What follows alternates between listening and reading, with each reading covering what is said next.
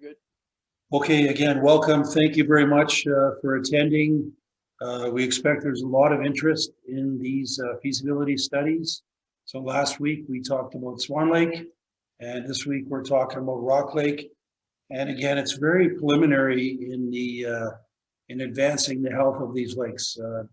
These are fantastic lakes. They provide a lot of recreation, and they're really important to our lives in the Pembina Valley. And this feasibility study and discussing it is really important. So we appreciate your input, your participation. Nobody is telling anybody that absolutely this has to be done. It's really the start of a conversation. So my name is Cliff Greenfield. I'm the manager of the Watershed District, and our office is in Manitou. You can get a copy of that report by going to our website. And again, the presenters from AE Tech Services are Mark Lowden and Ian Halket. And again, they'll entertain questions throughout. And this is kind of a first step. What has Tri-Lakes been doing? Well, they've been doing lots of studying. In 1992, there was a project at Pelican Lake to stabilize the lake. And things have kind of stalled out since then. There's been a pursuit by Tri-Lakes to stabilize Rock Lake and Swan Lake and make them healthier. And really that's their goal, is to improve the health of the lakes, improve the fishery. And that's why we're here. So this feasibility study was funded by local people and local municipalities. And Enbridge right on the top of the list. So we had industry as well as all the stakeholders that have funded this. So with that, I'm going to just let Corey say a few words, and we'll turn it over to Mark for the presentation.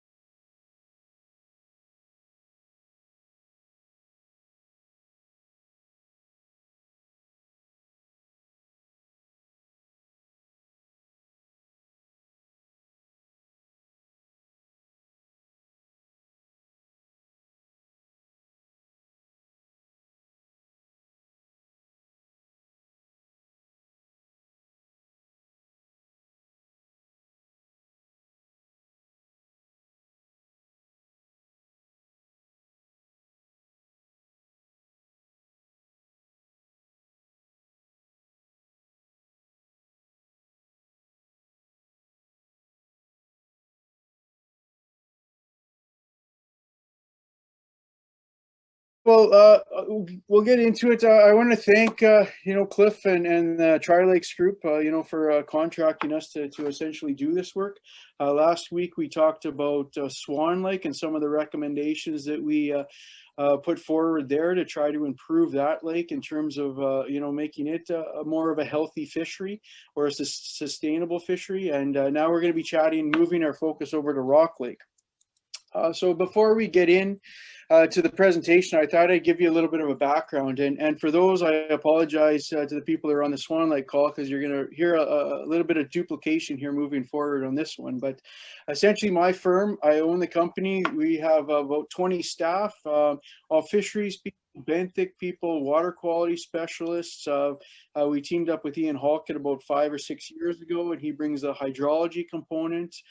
So we've been working, around the province, and prior to this, I worked at Fisheries and Oceans and gained lots of experience just with regulatory review process and just how to conduct some of these studies. So lots of experience on our team moving forward.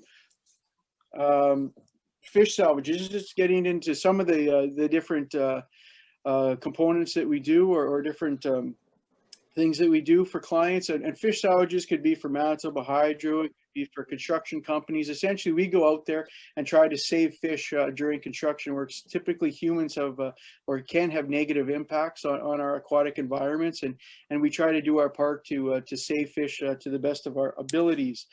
We've also, I took a very interest in designing fishways, and once you start getting into it, you understand how many barriers there are for fish and how many man-made structures there are out there that basically segment our waterways and impede fish movement and change flow regimes and things. So we've taken it upon ourselves to try to apply for lots of funding for different groups and to try to remove lots of these barriers and allow fish to move, freely throughout out the waterways. Another thing that we've been doing lots of is environmental monitoring practices. So for construction of pipelines or transmission lines or roadways. So we're out there monitoring and trying to protect the environment. Also, fisheries and habitat enhancements. We try to improve habitat, improve spawning habitat with lots of drainages and channelization of all these waterways, and trying to get that water off the land as quickly as possible. That people forget the fact that fish live within these waterways and within these drains. So lots of habitat has been lost. Drains have been channelized and straightened, and now they're monoculture with just clay bottom. So we've taken it upon ourselves and working with groups trying to enhance some of that habitat and put spawning habitat back into locations that where it used to be, prime habitat for some of these fish species. Unfortunately, we have to work with invasive species. Invasive species have come into our province. Zebra mussels, everyone's probably heard of zebra mussels and the impact that could have on waterways. Rusty crayfish was first, actually I was the first person to find rusty crayfish in the province in 2007 in Falcon Lake. And since then, we've done many studies looking for that distribution. But that species will go in and clip off plants and outcompete all the native species. So it does have an impact on forage fish habitat as well. And then everyone knows carp. There is going to be quite a bit of discussion about carp during this talk. Same thing that we chatted about last week on Swan Lake. But carp are essentially an invasive species that get in, they eat everything, and they do have ecological impacts on those waterways that they're have inhabited. Fisheries research, we do lots of research looking at population studies, aging. We do lots of fish aging for Environment Canada and from basically a number of universities coast to coast. And water quality monitoring. Nutrients and nitrogens going into the water has posed many problems, and so we've been doing lots of studies to do water quality monitoring.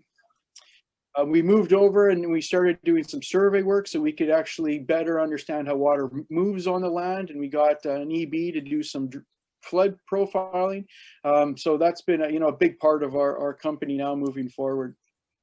And that's where we've done all the bathymetry mapping, where we could actually go out and basically identify what the river bottom or a lake bottom looks like and what the depths are. And that all relates back to fish habitat. And then hydrology, we're able to tell kind of how much flow is passing different areas. And this is where Ian's expertise has come in, where we could go out and we could model how much water is coming down, how much area there is for, flooding or flood damages. And we could predict, what the 10, 20, 50, 100-year flood levels are. So we've been working with Ian on lots. And that's probably a good time to turn it over to Ian just to let him do his own introduction before we get really into the feasibility study. Ian, are you there? Good afternoon or good evening, everybody. As Mark says, I've been teaming with him since about 2015. As a matter of fact, I think in my former company, Mark and I were also working together on a couple of projects. So we've been going together for about 6 years now. I run a small engineering water resource consulting firm. We mainly out of Winnipeg, although I do my modelers are in Vancouver, and we do a lot of work in Manitoba and across the prairies. And I've got numerous years in this in Manitoba. As a matter of fact, I went to university at University of Manitoba and got my PhD in the engineering department there. Mark, if you can go to the next slide, please. We do a lot of, mainly we concentrate on rivers, streams, and lakes. So we do a lot of work with natural systems. We do work with groundwater too, but mostly it's surface water systems that we work with. And we work on not only how much water do you have or how little water do you have, we also work on what's in the water and how that water quality sets up and affects the ecosystem around or in that lake. And so we look at water quality, we do a lot of nutrient modeling, we do a lot of bacterial modeling. We also look at algae and toxic algae a lot now, because that is becoming probably a toxin to be concerned about in water in the future. Up in the right-hand corner here of the slide, oops, we've just moved on, you'll see what we really do is in Vancouver, we have a huge computer system, or access, I should say, it's not ours, that we're one of about 9 companies that use this computer system. It's much better than any computer system you'll see in Manitoba. It's huge, it's in a warehouse.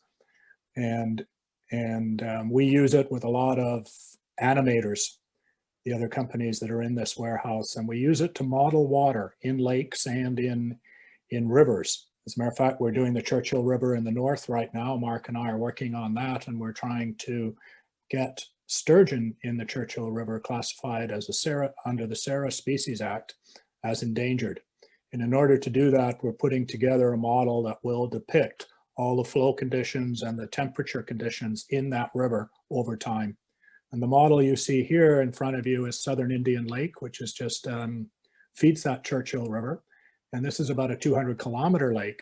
And this is a 3-dimensional model we're using here. In other words, we can move in space in 3 directions, and we can see what the water is like, its temperature, its quality, how much flow is going through the narrows within this lake. And so this is what we do, is we tend to look at natural systems, and we build models to work to see how those natural systems work, and we predict whether there's too much water or predict effects of the quality of the water on a fishery, for example. The team that I work with, we're quite small. You can see us all sitting here in Vancouver, just outside of our office building, our warehouse. And I won't introduce them all to you, but it's a small team, but a lot of expertise in modeling.